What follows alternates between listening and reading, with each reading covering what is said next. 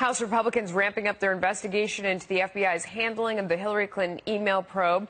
A joint House Judiciary and Oversight Committee probe has 3 witness interviews set for June, the first in more than 4 months. One of the 3 is a supervisor for FBI agent Peter Strzok, now infamous for exchanging anti-Trump text messages with another bureau official. House Judiciary Committee Chairman Bob Goodlatte weighing in earlier today.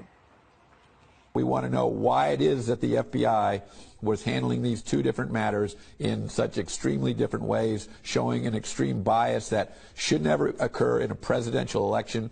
And both Democrats and Republicans and independents all should be concerned about this. But Democrats are slamming the probe as an effort to distract from the special counsel's Russia investigation. President of Judicial Watch Tom Fitton joins me now. Thanks for joining us. So how do you respond to that criticism right there, that this is just about distracting from Russia? Actually, it's the opposite. The anti-Trump Russia investigation is designed to distract from the real criminality that took place around the election time, which was Hillary Clinton's national security crimes and the cover-up and obstruction in terms of the criminal investigation by the FBI and DOJ into those crimes. It's never been about Russia. It's been about protecting Hillary Clinton and the Obama administration's misconduct in protecting her. There are a lot of people who say that these people don't work in government any longer. So, when you want to dive deep into what happened when, what's the relevance now when they're not out there still operating and doing these things? Well, we want to know if the FBI's decision-making was impacted by politics, as we suspect. There's no rhyme or reason to the effort to exonerate Hillary Clinton, other than they wanted to protect someone who was a candidate for president of the party that was running the administration at the time. How was the rule of law applied? Was it applied in a way that the American people expected by both the FBI and Justice Department under Barack Obama?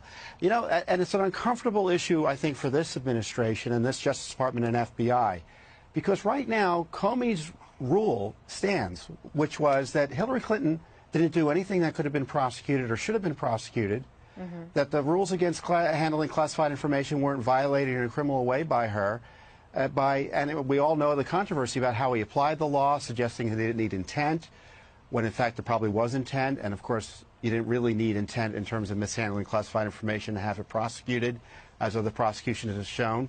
Is that the Justice Department's legal position as to Hillary Clinton, what James Comey said? I haven't heard one way or another. Why not just wait for the IG report? I mean, there are so many different hearings and questions that it tends to, maybe obfuscate what's really going on by having so many different investigations going on at the same time. This latest one, does it really make sense? Do you not have faith in the IG's report? Look, IG reports, in my view, are both cover-ups and exposés at the same time. They may be helpful information and facts in there. Congress has an independent oversight duty in this regard. Judicial Watch doesn't rely on IGs to do the work or Congress to do the work. We'd shut down otherwise. We need many investigations to cover all the bases into this real distortion of our criminal processes to protect Hillary Clinton. Once you have those investigations, though, the frustration out there in the public is it seems like there's no recourse. You sort of find out that someone did something, or you hear about the text messages, or you think, it makes it seem like the fix was in for this one or that one. We find out that, Comey had already written the letter before he even spoke to her. But then nothing happens as a result of that. There's no satisfying conclusion. It doesn't seem like anyone's punished. It doesn't seem like the rules are changed. So with all these investigations, how do you make them mean something? Well, it is frustrating. James Comey was fired. That was in part over his mishandling and abuses related to the Clinton email investigation. So there was some rough justice there.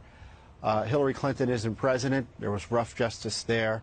I think the Justice Department needs to step up and take ownership of the Hillary Clinton criminal investigation, reopen it, and take it up. I'm surprised, and as someone who was investigating this through Judicial Watch, who exposed the Clinton email investigation, how many Americans still want prosecutions over this and want her to be held personally accountable.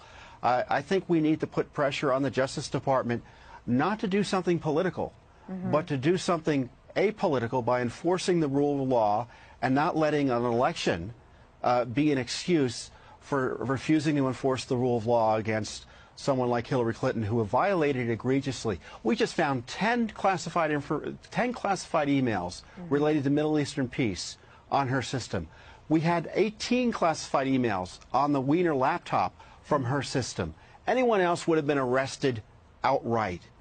We don't need a special prosecutor. The Justice Department can investigate and enforce the law really quickly if they wanted to. And if they're not, they should just come clean and say, we're going to give her a pass, just like the corrupt Obama administration did. How do we get back to a place where we don't feel like the Justice Department and, God forbid, the FBI are political? I mean, that was before, you felt like when lawmakers did oversight that you would kind of look at their party and whether they were tipping one way or the other in their analysis, there was sort of that suspicion among people that were watching it. DOJ and the FBI, I think for a lot of regular Americans, they thought that was just sort of the straight law. And certainly that's what people thought about James Comey before he came forward. Now we're at a place in time, especially after we've seen the text from Lisa Page and Strzok, and you start to realize all these people seem to have a political dog in the fight. How do you get back to an apolitical nature for justice in this country? Well, I think the FBI needs to be radically reformed and retooled. The current leadership isn't working, doesn't seem to understand, is more protective of the institution than desirous of reform.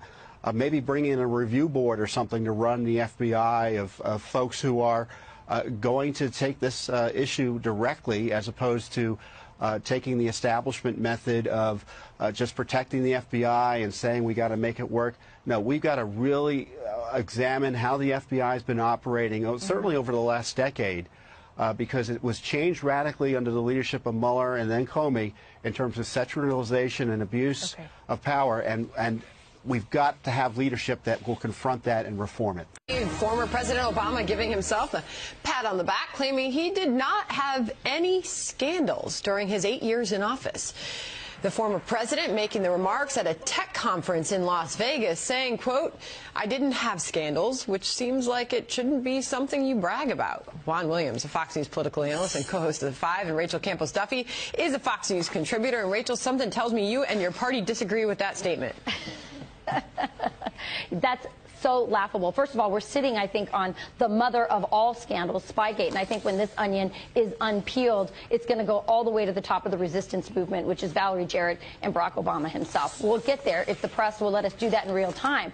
But listen, the Obama legacy is one of using the tools of government to ruthlessly take down his opponents. That's what he did in the IRS scandal when he targeted Tea Partiers or anybody who dared to go against his policies. He used the DOJ and the FBI, by the way, those to go after Donald Trump. And those three institutions, he has destroyed the credibility of those institutions, which is a scandal in and of itself. We can go to Fast and Furious. Imagine if Donald Trump had sold weapons to Mexican drug lords and those weapons were used to kill innocent Mexicans and our own Border Patrol. I mean, the fact that the press or the mainstream liberal press has not reported on it doesn't, or with the seriousness that it deserves, doesn't mean that these aren't serious scandals. So, Juan, she's pointing out the IRS scandal, Fast and Furious. What about Benghazi?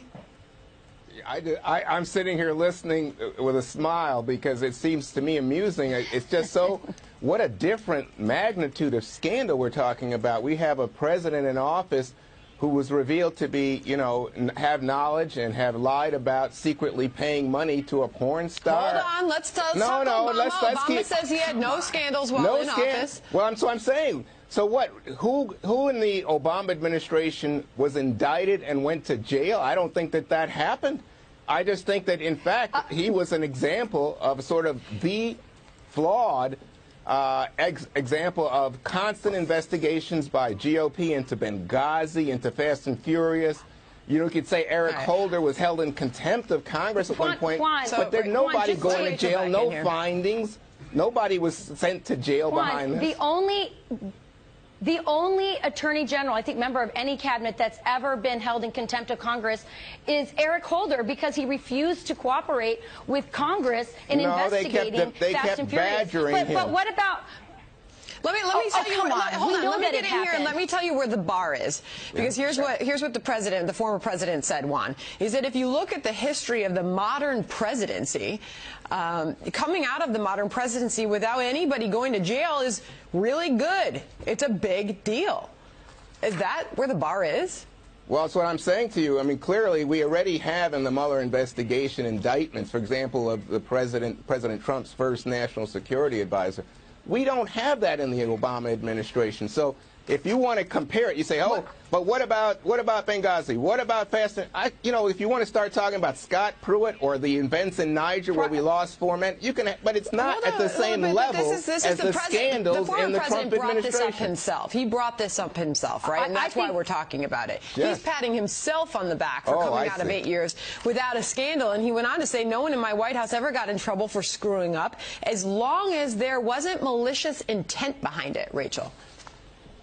Well, it's ridiculous. He knew about Hillary Clinton's server. He actually emailed her on it, and then he had his AG work to call it just a matter, and he had a compliant press. We had a press who knew that Barack Obama... Civil rights movement is the idea that all of their problems would just go away if I would pretend that they were the sex to which they claim membership.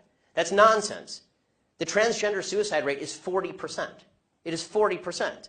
And according to the Anderson School at UCLA, it makes no difference. There's a study that came out last year. It makes no difference, virtually no difference, statistically speaking, as to whether people recognize you as a transgender person or not, which suggests there's a very high comorbidity between transgenderism, whatever that mental state may be, and suicidality. That has nothing to do with how society treats you. Do you think it could be because of their bullied at school? No, I don't think that. I do not think that the discrepancy. I do not think the discrepancy. First of all, I'm against bullying of any sort. Okay, the idea that somebody would beat somebody up is terrible. Okay, as somebody who's viciously bullied in high school, I'm not a fan of bullying. But the idea that the normal suicide rate across the United States is 4%. The suicide rate in the transgender community is 40%. The idea that 36% more transgender people are committing suicide because people are mean to them is ridiculous.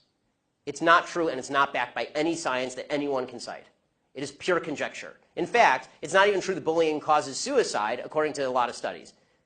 For example, in the black community, where the idea is supposedly that America is a racist society, blacks are bullied a lot. Okay, in the black community has significantly lower suicide rates than in the white community. In fact, in third world countries, the suicide rate is significantly lower than in first world countries. Suicide actually seems to be a privilege of the upper classes, if you actually look at it from a financial perspective. So the idea that suicidality is directly a result of people like me saying, no, men are not women and women are not men, it's not true. It's also... So you think it doesn't impact their identity at all, or their depression, or how they feel about themselves? I think the idea that you're going to sacrifice the entire society's proper definition of sex because you think that there is in legal terms, somebody with an eggshell skull, meaning that somebody who has a pre-existing condition that makes